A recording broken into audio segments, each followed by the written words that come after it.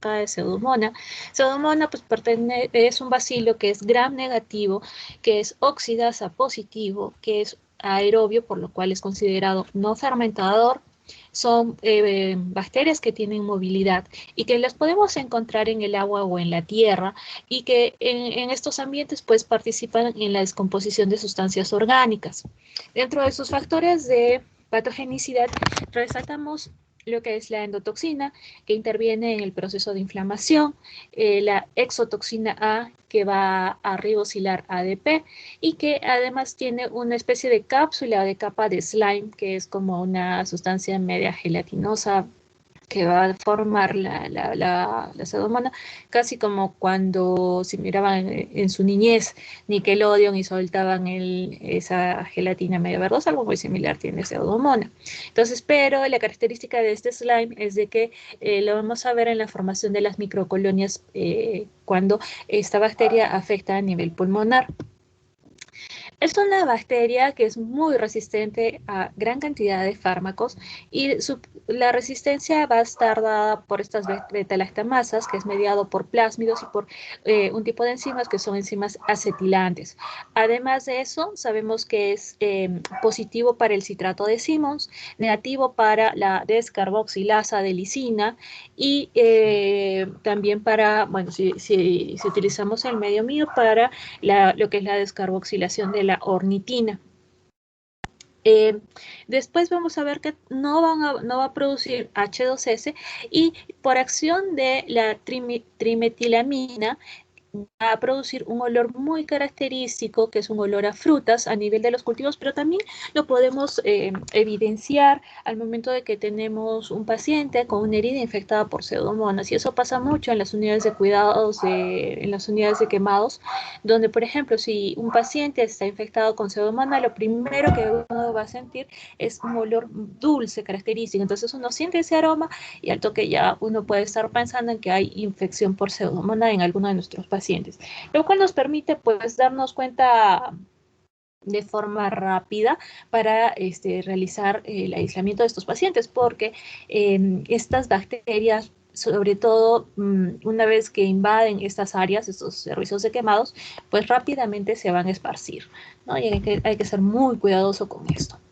Ahora, hay un medio en particular que nosotros utilizamos para la detección de pseudomonas, que es el medio OF. Este medio OF viene de oxidación y fermentación, que es lo que vamos a detectar, ¿no? Entonces, la función o el objetivo de este medio es la detección del ácido, tanto que proviene de la fermentación como de la oxidación. Y entonces, aquellas bacterias aerobias crecen en la parte superior de nuestro medio y van a producir ácido por acción de la oxidación. Mientras que en el caso de la fermentación, se produce mayor cantidad de ácido, lo cual hace de que no solamente la parte superior de nuestro medio cambie, sino que todo el tubo también cambie de coloración y sea de un color amarillo. Esto lo voy a explicar un poquito más a detalle en las siguientes diapositivas. Además de eso, Pseudomonas es considerado un patógeno oportunista que se ha visto que ocasiona principalmente enfermedades en pacientes que tienen cierto tipo de deficiencias inmunes, ¿no? Como les comento, en relación, por ejemplo, a los pacientes quemados, su estado al momento de perder esta barrera de protección de la piel, más los desbalances hidroelectrolíticos que se producen a razón de la quemadura, pues, y por el estrés propio de las lesiones, producen un estado de inmunosupresión, ¿no? Y además no es digamos, la única patología en la cual se va a ver más afectada por pseudomonas, sino también, por ejemplo, pacientes diabéticos, o sino pacientes que se encuentran en unidad de cuidados intensivos, ¿no? O con otra serie de compromisos. También sabemos que esta bacteria produce lo que son las beta-lactamasas, que van a degradar o van a inactivar lo que son las cefalosporinas de tercera generación. Por eso el tratar pseudomonas a veces resulta un poco complicado, porque debemos utilizar, digamos, empezar a jugar o a combinar fármacos, ¿no? de gran espectro, que lo vamos a ver un poquito más adelante. Las muestras pueden ser tomadas de los exudados de las heridas, pueden ser de urocultivo, se puede hacer hemocultivo, examen al fresco, se puede hacer coprocultivo. ¿Y cuáles son los medios que podemos utilizar? Tenemos el agar sangre, el cual una vez sembrado, pues lo llevamos a incubar en un periodo de 24 a 48 horas a una temperatura entre 30 hasta 42 grados centígrados. Si ustedes se acuerdan un poquito de las bacterias que hemos visto hasta la fecha, la gran mayoría, la temperatura adecuada, ¿no? O ideal para su crecimiento es alrededor de los 35 o 37 grados centígrados. Con Pseudomonas necesitamos una temperatura un poquito más alta. Lo ideal siempre es alrededor de los 40 o 42 grados centígrados. Y una vez que crecen, pues las colonias de Pseudomonas van a mostrar que son beta-hemolíticos y van a tener un color característico con presencia de un brillo metálico. Si nosotros utilizamos el agar McConkey, las colonias van a ser redondas, van a ser incoloras, por ende nos indicaría que esta bacteria pues no fermenta la lactosa. Si utilizamos este agar, que es un poco más específico para lo que es Pseudomonas, que es el agar cetrimide, las colonias acá adquieren un pigmento verde azulado alrededor y si los exponemos a luz ultravioleta, pues nos van a dar fluorescencia. Esto gracias a la pioverdina que van a contener algunas cepas de Pseudomonas aeruginosa, porque no todas van a ser fluorescentes, ¿no? Las que son fluorescentes tienen este pigmento pioverdina que les da esa capacidad. Entonces tenemos acá en lo que es el agar sangre, ¿no? Que logramos observar que hay la beta hemólisis que se va a producir en este medio y este tono, color o brillo metálico característico de las colonias.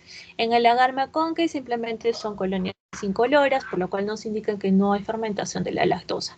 Y este es el agar cetrimide, ¿no? Donde las colonias de Pseudomonas van a tener esta coloración media verdosa, ¿no? Y si las exponemos, pues van a dar la fluorescencia. Otro tipo de agares que también se pueden utilizar es el agar caseína, que va a formar como un halo verdoso alrededor de las colonias que se han formado. Y en el caso de las antibiograma, que lo vamos a hacer en agar Müller-Hinton, ¿no? Para mostrarnos la sensibilidad y la resistencia, que es algo muy importante, sobre todo hablando de Pseudomonas, porque hay que verificar a qué nos resulta sensible la bacteria, porque como les indico, Pseudomonas ha generado a lo largo de todos estos años ser resistente a múltiples fármacos, ¿no? Y simplemente para tratarlo, pues con lo único que nos queda a la mano son fármacos de amplio espectro o de que sean de última generación, ¿no?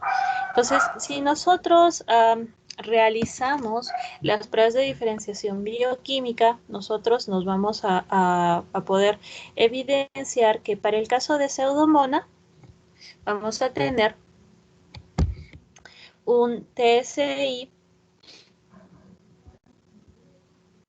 ¿está? Un TSI que es K sobre K, ¿no? A veces puede salir también un K sobre A. El IA es K sobre K con cierta, no sé si lo notan, pero hay una cierta producción H2S, una cruz, ¿listo? En el caso de la urea es negativo, el citrato hemos dicho que es positivo, este es el medio mío, donde vamos a encontrar que tiene motilidad positiva, el indol es negativo, y en el caso de la ornitina, ¿no? Va a ser positivo.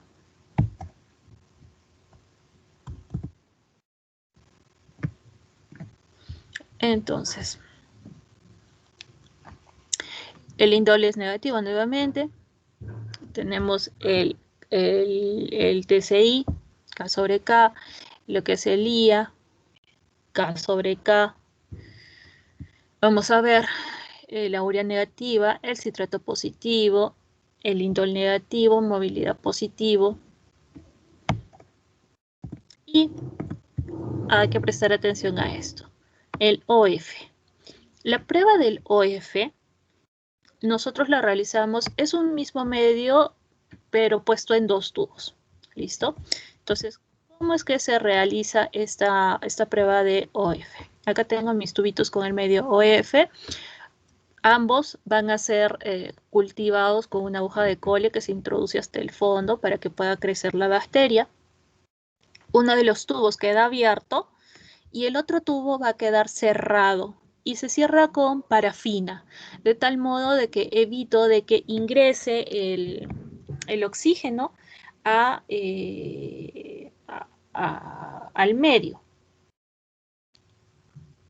Entonces nosotros inoculamos estos tubos, ¿no? Luego se procede a cerrar uno con la parafina, como les digo, y lo vamos a incubar más o menos a 35 grados por 24-48 horas. Entonces, ¿qué es lo que va a pasar?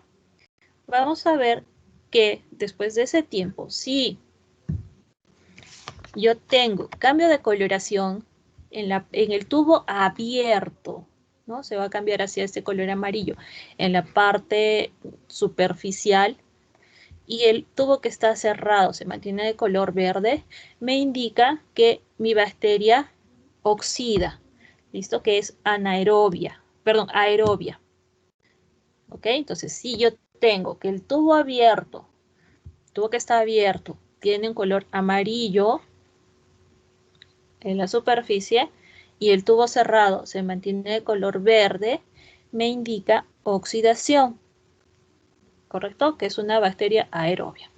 Ahora, ¿qué pasa si yo tengo el tubo abierto de color verde y el tubo cerrado de color amarillo?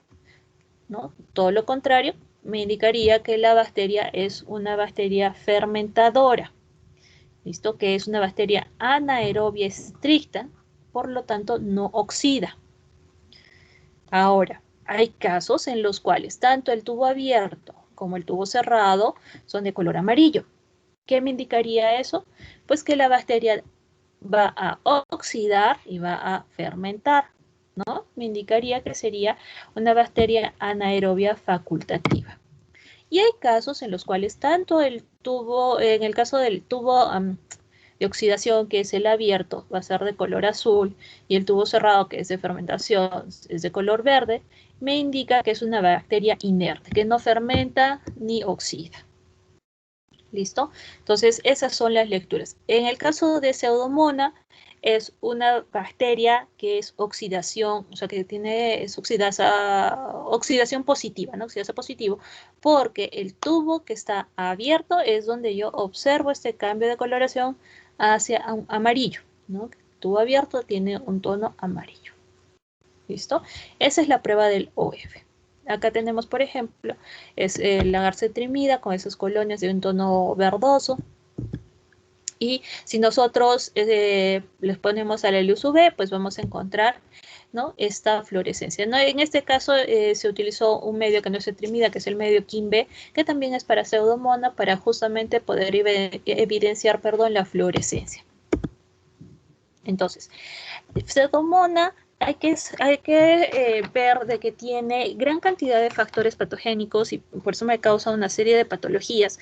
Y los más importantes a reconocer son los lipopolisacáridos, dentro de ellos el lípido A, el cual es una endotoxina, y estos lipopolisacáridos pues hacen que sean resistentes a la actividad bactericida. En relación a las proteasas extracelulares, tenemos la elastasa, la cual interviene en el daño de la córnea, produciendo lo que es una queratitis por degradación de lo que son el colágeno tipo 4, tipo 5 y tipo 7. Además de eso, en el caso de pacientes quemados, favorece la necrosis de los tejidos, al igual que en pacientes que tienen como fondo fibrosis pulmonar, ¿no? Una fibrosis quística. Luego tenemos la proteasa alcalina y la proteasa 4, la cual también interviene en el daño ocular, contribuyendo a la queratitis. Dentro de las exotoxinas que son exotoxinas de transferasa de la ribosil ADP, la exotoxina A, que va a inactivar al factor de elongación 2, la exotoxina S, que es fundamental para la afectación en los pacientes quemados, y la leucocidina de alto peso molecular. Además de eso, pues tiene pioverdina y pioquelina. La pioverdina, como les he indicado, es lo que le va a dar este pigmento medio azul verdoso y que interviene también en las bacterias, en las pseudomonas que van a en las cepas que tienen fluorescencia, ¿no? Y la pioquelina que son quelantes de hierro. Que es uno de los compuestos de los cuales se alimenta el pseudomona.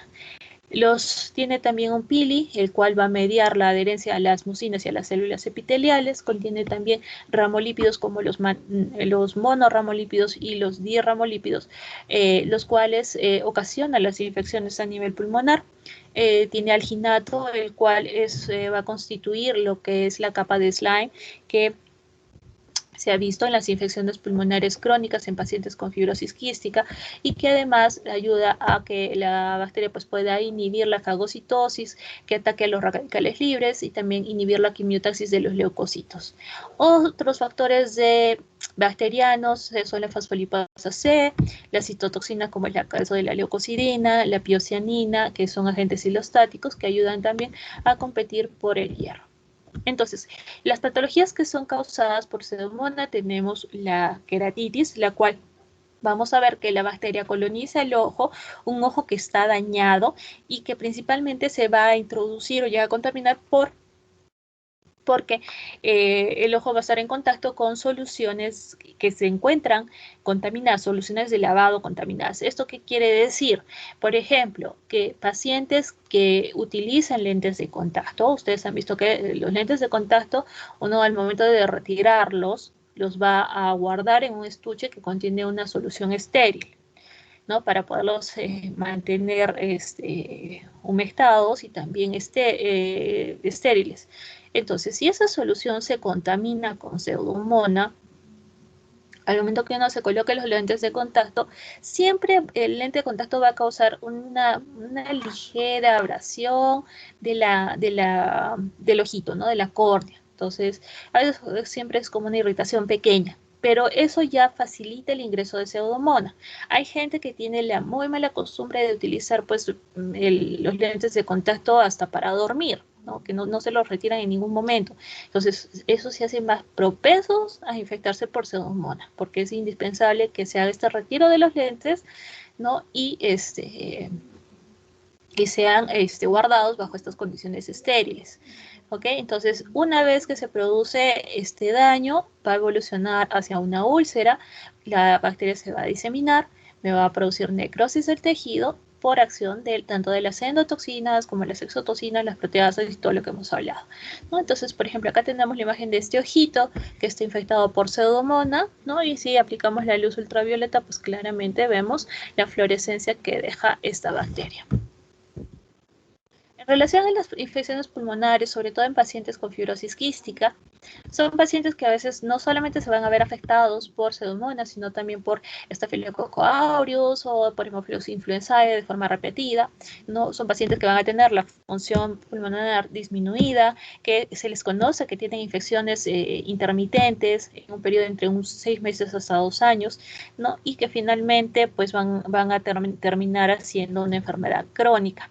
Este tipo de infecciones es importante recalcar la acción que va a tener el pili de la bacteria. Ese pili le va a ayudar a la bacteria a que se adhiera al epitelio respiratorio, ¿listo?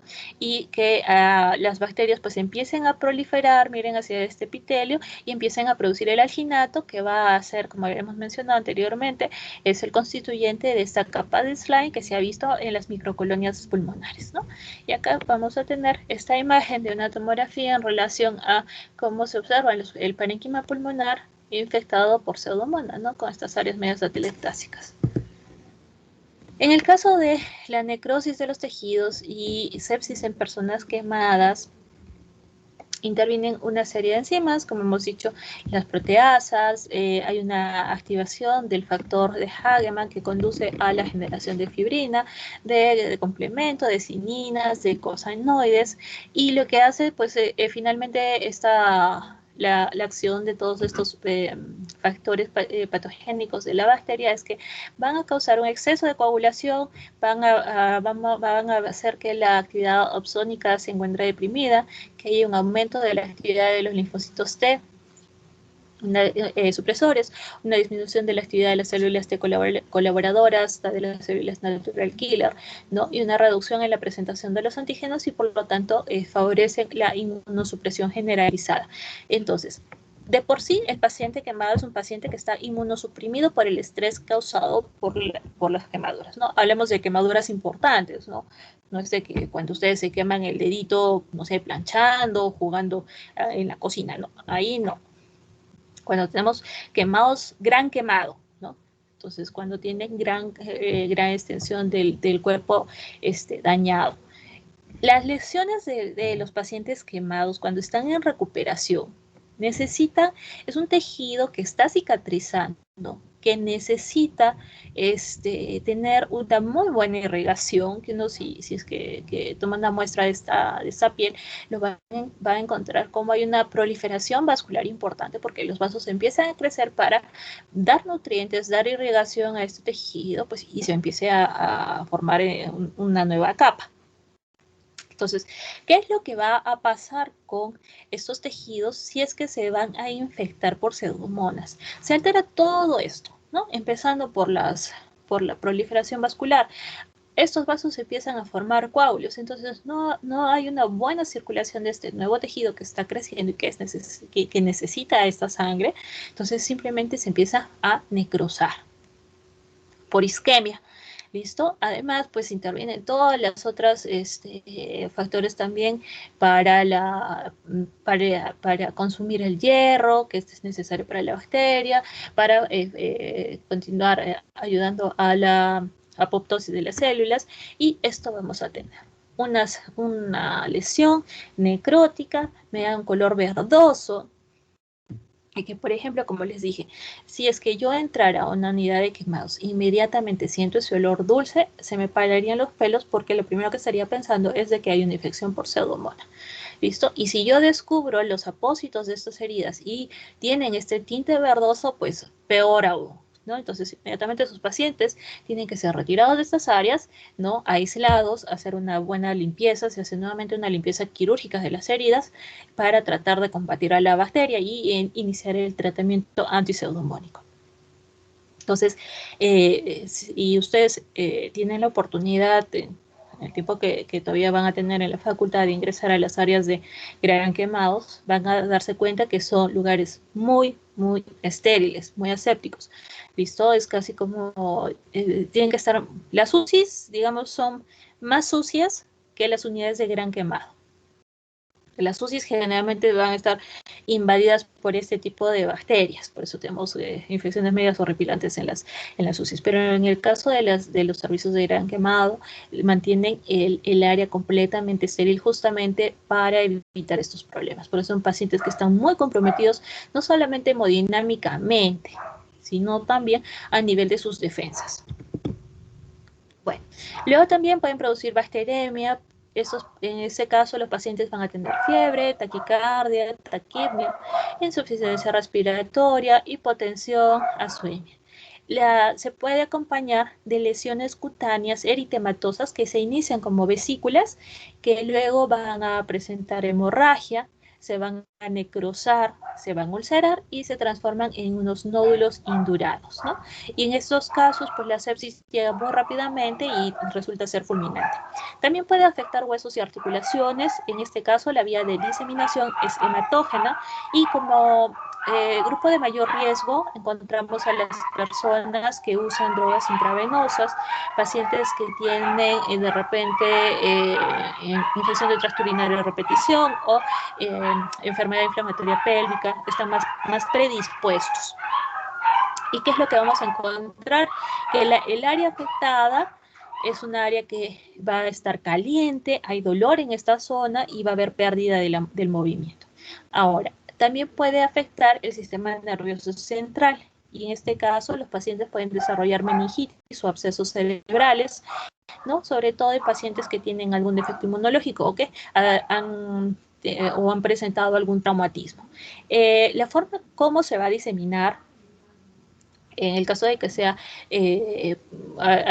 por algún traumatismo, es por vía hematógena o por una extensión directa a partir del foco, de un foco auricular o por una sinusitis. Entonces, Pseudomonas también puede causar infecciones auditivas. Lo que nos presenta ahí son una otitis externa, donde observamos el canal auditivo inflamado, con presencia de desechos, hay prurito, hay mucho dolor, y en este caso es muy peligroso para los pacientes diabéticos en edad avanzada y en los lactantes, porque fácilmente Pseudomonas va a invadir tejidos blandos, puede llegar a afectar los pares craneales, va a causar bacteriemia y va a llevar a la sepsis a los pacientes. Entonces es sumamente importante. Las infecciones oculares, pues ya hemos mencionado la queratitis. En el caso de las infecciones del aparato digestivo, afecta más a recién nacidos o también a pacientes inmunocomprometidos, produciendo una enterocolitis. Acá tener en consideración a los pacientes neutropénicos, donde van a desarrollar lesiones que son hemorrágicas, necróticas a nivel de la mucosa intestinal. También puede llegar a afectar el corazón, causándome una endocarditis infecciosa. Esto se ha visto más en pacientes que usan drogas intravenosas, ¿no? Donde la bacteria pues, afecta lo que son las válvulas nativas. En relación al aparato respiratorio, como les digo, dentro de todos los pacientes que tienen una patología respiratoria, es de principal cuidado a aquellos pacientes con fibrosis pulmonar, ¿no? O también que tengan una insuficiencia cardíaca congestiva. Estos pacientes pues, van a tener fiebre, disnea, un esputo purulento, copioso, van a presentar cianosis, derrame pleural, conformación de microabscesos, puede presentarse hemorragia focal y muchas veces es mortal.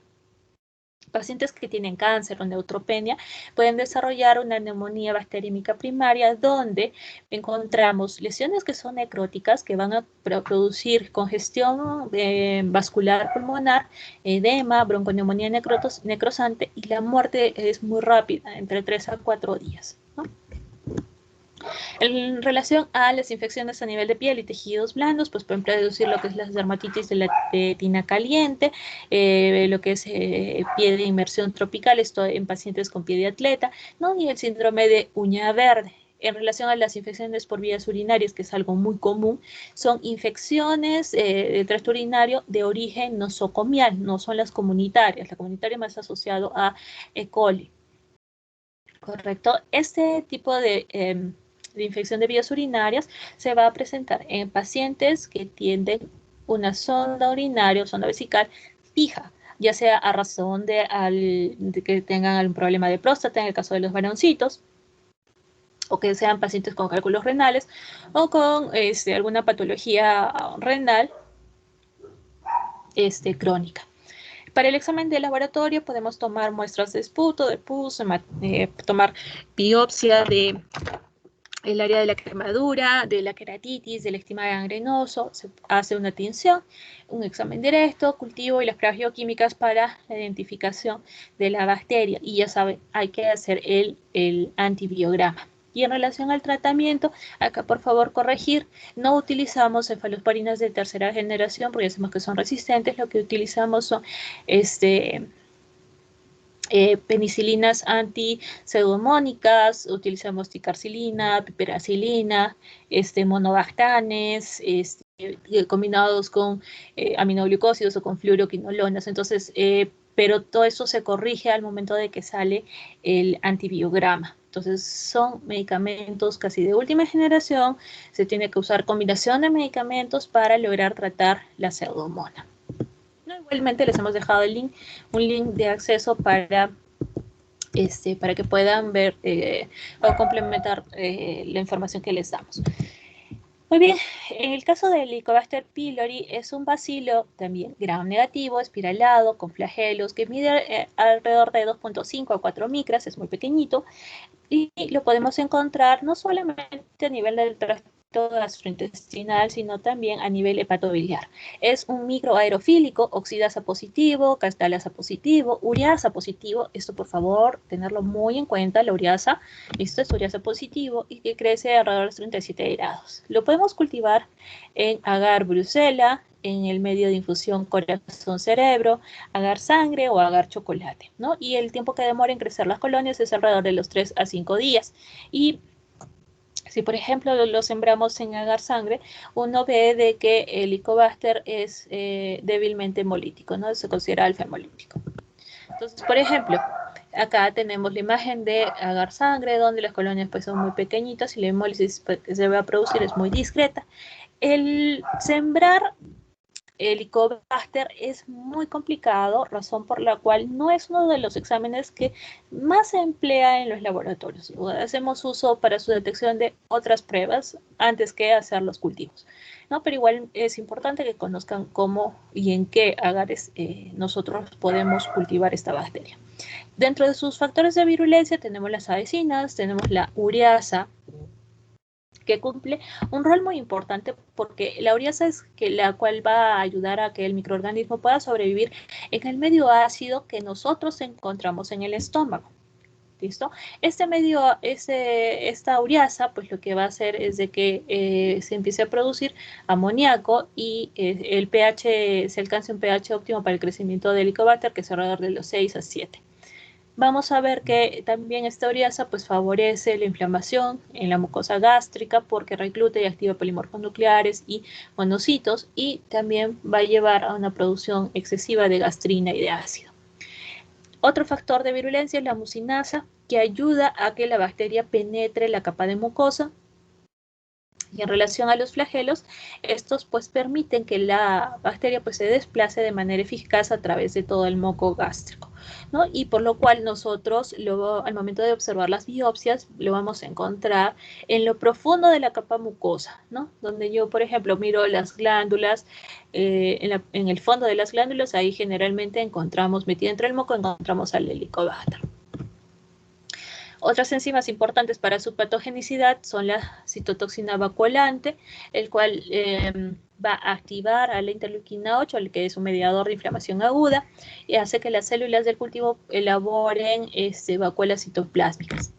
Luego tenemos la proteína LACAC-A, la cual acentúa la actividad de esta citotoxina vacuolante, y hace de que haya mayor atracción de los neutrófilos. La superóxido dismutasa y la catalasa permiten que la bacteria sobreviva dentro de los polimorfos y los monocitos, y la fosfolipasa A1, A2 y C contribuyen al daño de esta mucosa gástrica y también a nivel de la mucosa duodenal. Entonces, para que el Helicobacter produzca daño, va a haber o tiene que haber una interacción entre los factores bacterianos y los factores del huésped, ¿no? Como factores bacterianos, la estructura propia de la bacteria, las adhesinas, las porinas, las enzimas que ya hemos mencionado, la ureasa, la PAC-A, la CAC-A, ¿no? Y como factores del huésped, pues tenemos la duración, es decir, cuánto tiempo el paciente va a estar con la bacteria, dónde lo vamos a localizar, si de repente es en el antro, si en el duodeno, qué tipo de respuesta inflamatoria se va a dar, y en algunos casos se ha visto que hay cierta predisposición genética, ¿no? Entonces la confluencia de estos dos factores pues van a llevar a finalmente desarrollar ya sea una gastritis crónica, una úlcera péptica, un tipo de neoplasias que es un linfoma, es el linfoma MALT, que es un linfoma del tipo no Hodgkin, y un cáncer de estómago que generalmente es un adenocarcinoma. ¿Cómo es que nosotros nos infectamos con Helicobacter? El Helicobacter lo vamos a encontrar en las heces, en la secreción oral y a nivel de la placa dental. La forma de transmisión es por vía oral-oral o por vía fecal-oral. Entonces, acá hay que considerar que si yo tengo un paciente que está infectado por Helicobacter, debo de tratar a su pareja. Esto es una patología donde el tratamiento se da a la pareja o principalmente o al entorno más cercano. ¿Por qué? Porque lo vamos a encontrar en las secreciones orales y a nivel de la placa dental. Entonces, a través del beso pues, se puede transmitir el Helicobacter, sí. El sitio más común de infección es a nivel del antro. Lo que va a hacer es erosionar la mucosa gástrica, produciendo una gastritis superficial crónica que en un inicio puede no presentar síntomas o los síntomas son muy leves, ¿no? Y que esto va a ir avanzando y va a terminar produciendo úlceras.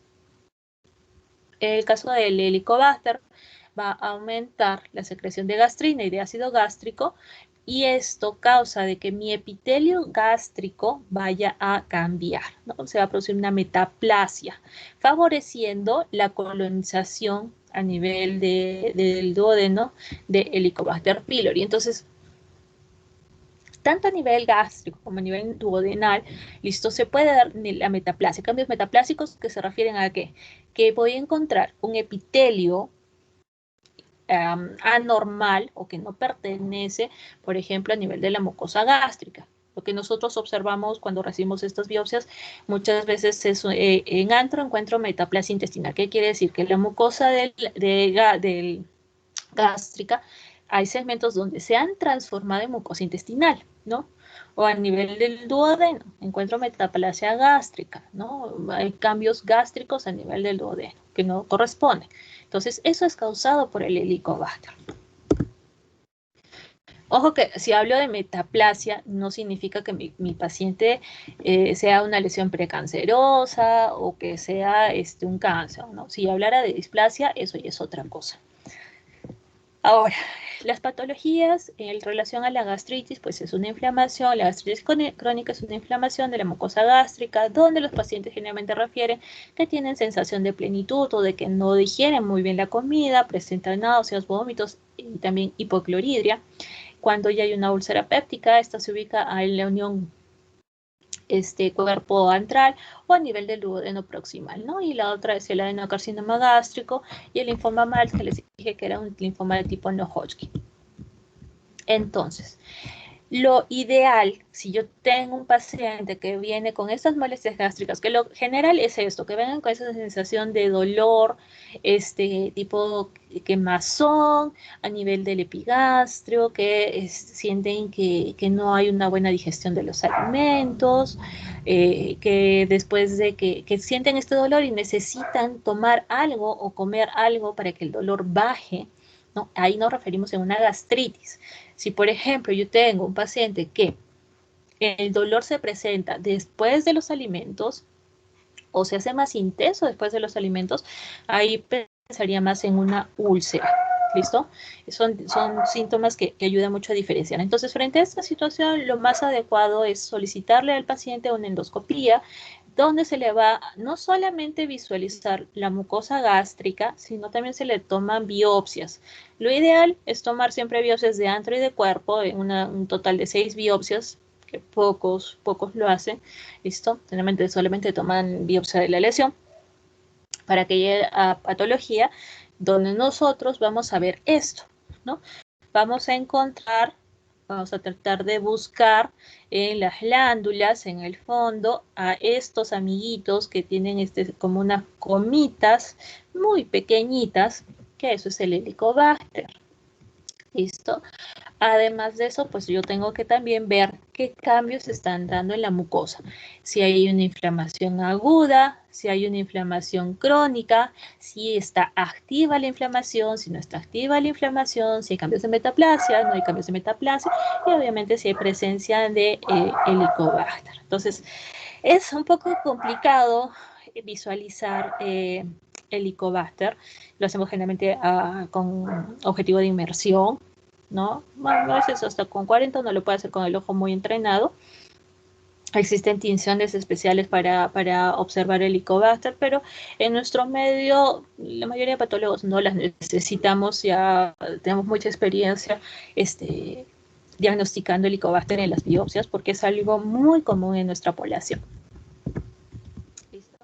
Entonces va a haber siempre dentro de la fisiopatología intervienen unas fuerzas que intentan defendernos de la acción de este Helicobacter, ¿no? De protegernos, como es la secreción de la superficie mucosa, la secreción de bicarbonato a nivel del moco, el flujo sanguíneo también de la mucosa, el transporte de membrana, la capacidad de regeneración del epitelio y la elaboración de prostaglandinas, ¿no?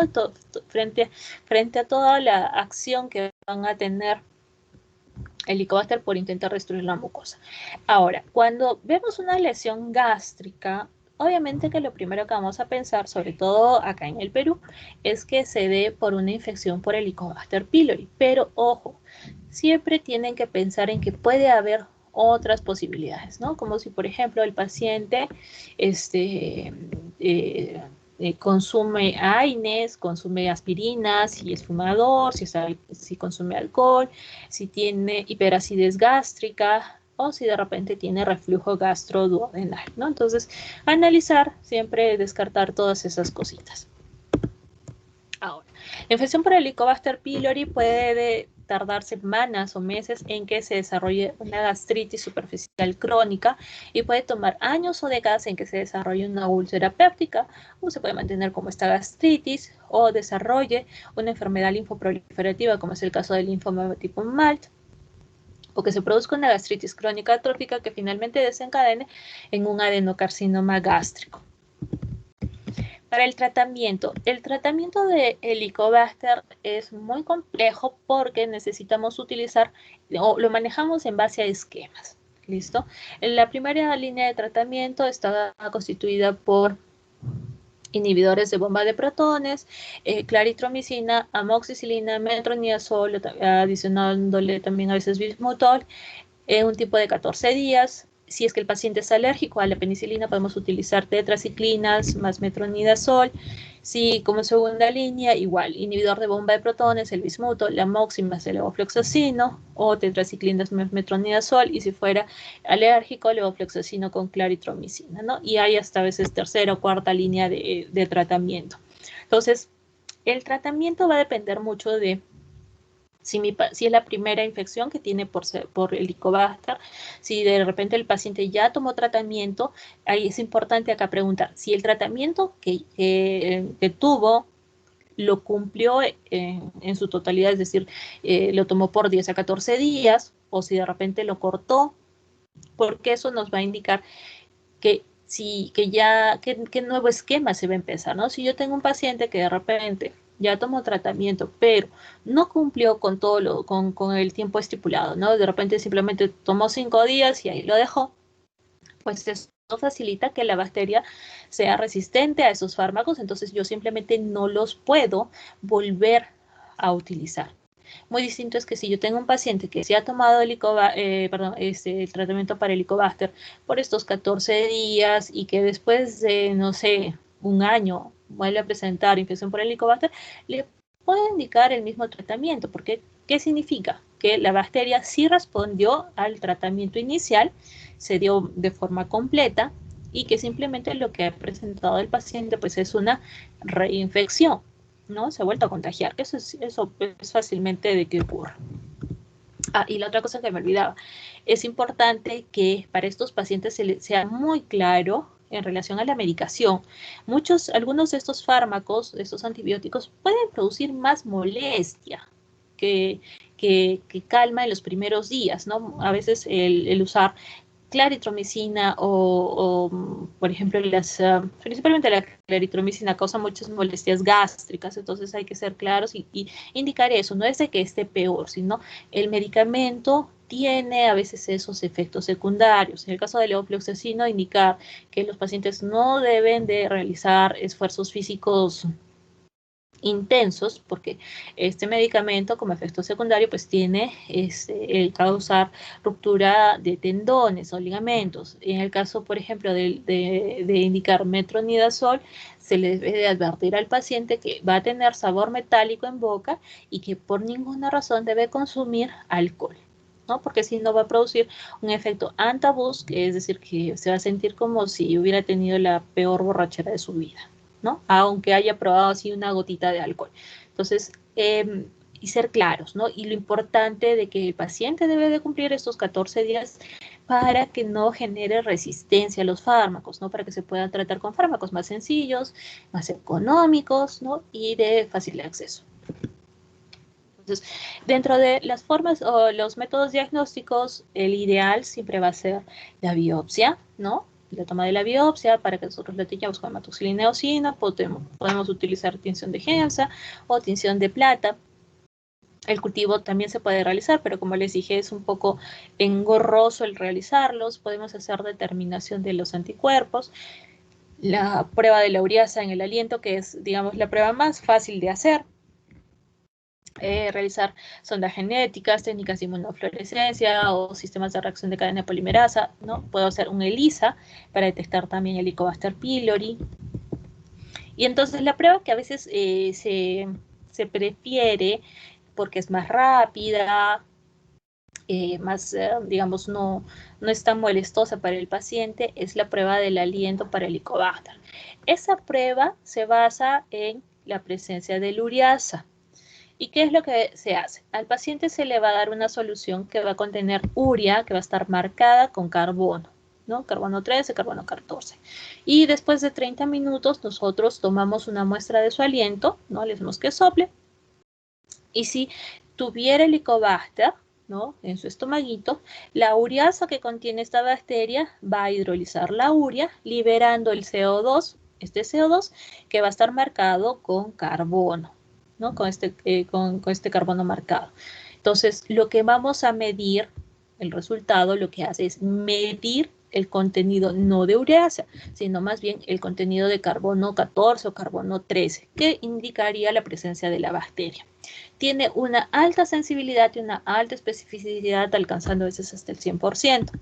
Otras pruebas, además de este examen de la ureasa, tenemos, bueno, la biopsia, la histología, que también alta sensibilidad y alta especificidad, y depende mucho de él, porque el patólogo esté entrenado en la observación de estas muestras. El cultivo tiene buena especificidad, pero es muy laborioso, ¿no? Y no lo se usa mucho en los laboratorios. La serología, que también se puede emplear, la detección de antígenos a nivel de las deposiciones, que se emplea más que nada para ver la reacción al tratamiento, ¿no? Si todavía ha habido una erradicación o no de la bacteria.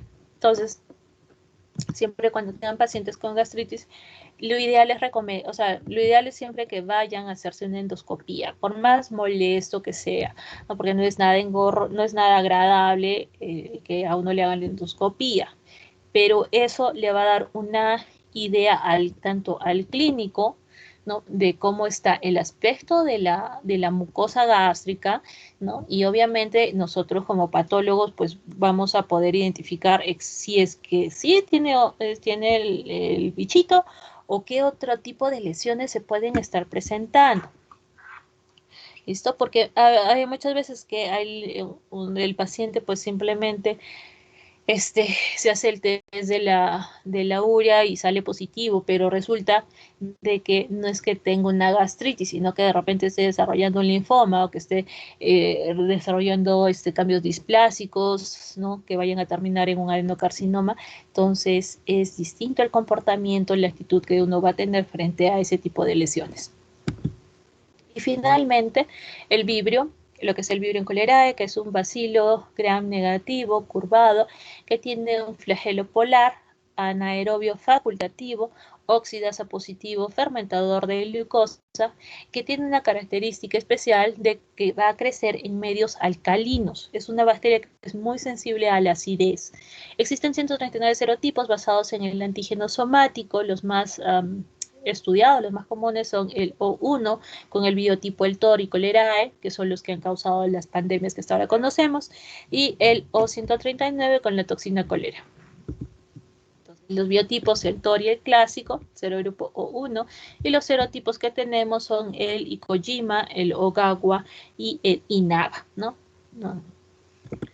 El reservorio de esta bacteria es el colon, la dosis infecciosa es de más de 10 a la 7 y la forma en cómo uno se contamina con esta bacteria es consumiendo alimentos marinos mal cocidos, ya sean por ejemplo pescado, camarones, cangrejos, etcétera, o también consumiendo agua contaminada con material fecal.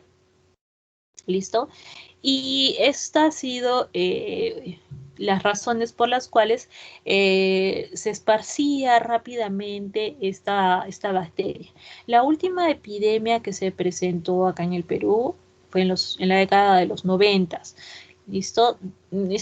Se dice de que se presentó porque hubo un barco que procedía de la China con una tripulación que estaba enferma con cólera, se les aisló, pero todas las deposiciones, todos los vómitos, todo iban al mar, ¿no? Y en el mar, pues esto era comido por los pescaditos, los cuales servían para hacer nuestro riquísimo ceviche, y así la población se contaminó.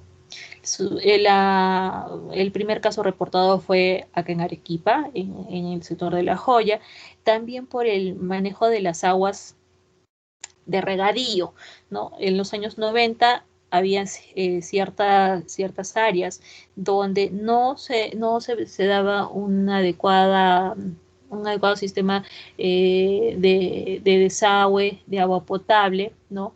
Muchas veces todo esto terminaba en las acequias, las cuales servían para regar los alimentos que se cultivaban en las chacras, ¿no? Entonces, esta bacteria finalmente alcanza a la población y se disemina rápidamente, porque ustedes sabrán, eso fue en la época de verano, y todo el mundo estaba acostumbrado pues a comer ceviche, a no lavar adecuadamente los alimentos, a tomar agua directamente del caño sin hervir, ¿no? Entonces eso favoreció que nuestra población pues se infectara rápidamente, ¿no? Y se esparciera rápidamente. Y la otra cosa también que favoreció todo esto fue el hecho de que nosotros desconocíamos la bacteria, no era algo que se había presentado antes de ese modo en el Perú, no contábamos con los medios de aislamiento que ahora ya conocemos, ¿no? Y por ende tuvimos la necesidad de pedir ayuda a la China para que nos indique qué tipo de medios eran necesarios para conocer y aislar a esta bacteria, ¿no? Entonces, los pacientes o las personas infectadas con vibrio eran pacientes que llegaban descompensados terriblemente por la deshidratación tan severa que presentaban, ¿no? Entonces, la bacteria al momento de ingresar, primero que nada necesitaban una dosis infecciosa importante. Y además de eso, pues tenía que superar la acidez gástrica, porque es una bacteria sensible a la acidez, superar la peristalsis intestinal y también los anticuerpos secretores. Entonces, la estructura antigénica, su antígeno flagelar H y el antígeno somático O, junto con esta enterotoxina colérica, que es el colerágeno, el cual ribosilaba ADP, lo cual activaba adenilato ciclasa, aumentando el AMP cíclico, lo cual causaba una salida de cloro y agua, era finalmente lo que conducía a la deshidratación, porque el paciente empezaba a presentar estas diarreas acuosas, intensas, constantes, ¿no? Que era lo que empeoraba el cuadro. Entonces, tiene un periodo de incubación entre 1 a 3 días. Hay pacientes que desarrollaban una infección asintomática, pero la mayoría sí llegaba a presentar estos cuadros diarreicos severos, acuosos. Y lo que siempre es característico, y como siempre lo han descrito los pacientes, son diarreas como lavado de arroz. ¿Listo? Si ustedes han visto en casa cuando preparan el arroz, ¿no? Uno lo lava y sale un agua media espesa, blanquecina, espumosa. Muy, muy similar es la diarrea por vibrio. ¿Listo? Entonces, si en algún momento alguien les dice estoy con diarreas como lavado de arroz, se les tiene que parar los pelos porque lo más seguro es que sea por vibrio. Y estas diarreas podrían presentar moco, pero lo que sí no presentan es ni sangre ni pus. El paciente, además de esto, tenía vómitos, espasmos musculares, dolor abdominal y distensión abdominal. Entonces, desarrollan cuadros de deshidratación severa, hipotensión y shock. Entonces, la deshidratación es tanta porque la cantidad de líquidos que se pierde a través de las deposiciones y a través de los vómitos es más que lo que uno podría estar ingresando. Porque ustedes saben que cuando tengo un paciente deshidratado, hacemos un cálculo. Todo lo que sale, yo hago el cálculo, lo tengo que reponer en líquidos. ¿Listo? Entonces, lo que se hacía con esos pacientes es, se les colocaba vías en las 4 extremidades, ¿listo? En las piernas y en los brazos se pasaba suero a chorro y aún así no se podía compensar la deshidratación que se tenía y simplemente los pacientes fallecían. También en el caso de los pequeñitos, pues peor, ¿no? Hacían fiebre, convulsionaban, hacían cuadros de hipolisemia, coma y muerte, ¿no? Entonces, ¿con qué se complica el cólera, con acidosis metabólica, con hipocalemia, alteraciones del electrocardiograma, ácido paralítico, arritmias cardíacas, ¿no? Una falla multisistémica. El diagnóstico lo hacemos mediante un cultivo de heces. También podemos buscar la bacteria en agua o en los alimentos. Se puede utilizar medios enriquecidos, como es el caso del agua peptonada alcalina, pero el medio específico para vibrio es este medio, TSBS. Este medio TSBS va a encontrarse a un pH de 8.5, 9.5, con lo cual suprimimos la flora que puede ser acompañada al vibrio. Contiene además proteínas animales, vegetales, sales biliares, cloruro de sodio, tiosulfato de sodio, citrato férrico y sucrosa. Además de eso, vemos también en este medio no solo el crecimiento de la bacteria, sino también la producción de H2S. Como indicador de pH, utiliza el azul de bromotimol y un periodo de incubación entre las 18 y 24 horas a 35 grados centígrados. Las colonias que van a crecer en este medio son colonias grandes, amarillas, lo cual me indica su capacidad de fermentar la sacarosa. Son redondas, lisas, brillantes y un poco aplanadas. Si es que yo lo sembrara en el agar maconque, voy a encontrar colonias pequeñas, translúcidas, ¿no? Lo cual me indica que no fermentan la lactosa. Entonces el agar TSBS es un agar de color verdoso, ¿no? Y esa es la coloración que van a tomar las colonias de vibrio. Ahora, en relación a los medios, las pruebas de diferenciación bioquímica, nosotros vamos a tener que el TSI del vibrio es un A sobre A, ¿no? Como están viendo acá. El IA es K sobre K, ¿no? A veces pueden darnos también lías K sobre A. Entonces, si es K sobre K, lo más frecuente es que sea K sobre K, nos indicaría que es lisina positivo. La urea es negativo, citrato positivo, el indol positivo, movilidad es positiva, ¿no? Y en este caso, pues, tenemos la prueba de la ornitina, que es ornitina positivo, si no me equivoco. Ornitina positiva. Entonces, acá en esta tablita, lo que es en relación sobre todo, porque hay varios tipos de vibrio, pero el que más nos interesa es el vibrio colerae. El tratamiento es, primero que nada, la hidratación se puede iniciar con vía oral mientras el paciente lo tolere, ¿no? Fue en la década de los 90 que se crearon estas famosas sales de rehidratación oral justamente frente a esta epidemia, ¿no? Pero la mayoría de los pacientes van a necesitar hidratación parenteral. Por ninguna razón se deben de administrar antidiarreicos. ¿Por qué?